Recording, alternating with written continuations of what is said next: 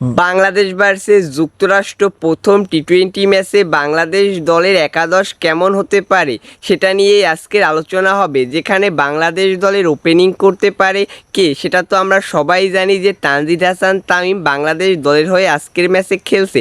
তাছাড়াও তার সাথে ওপেনিং করতে পারে সৌম্য সরকার নয়তোবা লিটন কুমার দাস।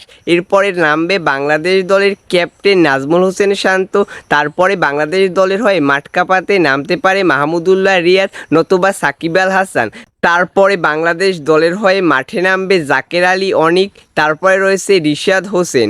এরপরে বাংলাদেশ দলের হয়ে বোলার আছে, তারাও মাঠে নামতে পারে। যেখানে বাংলাদেশ দলের ভাইস ক্যাপ্টেন তাসকিন আহমেদ, শরীফুল ইসলাম এবং মোস্তাফিজুর রহমান একাদশে থাকতে পারে।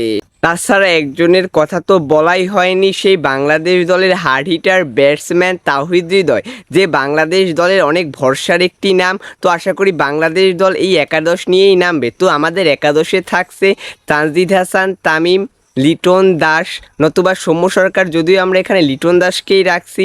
এরপরে নামবে নাজমুল হোসেন শান্ত, সাকিব আল হাসান, তাওহিদ হৃদয়, মাহমুদুল্লাহ রিয়াদ, জাকের আলী অনিক। এরপরে রয়েছে রিশাদ হোসেন, তাসকিন আহমেদ, শরীফুল ইসলাম এবং মোস্তাফিজুর রহমান। তো দেখা যাক আজকের একাদশ কেমন হয়।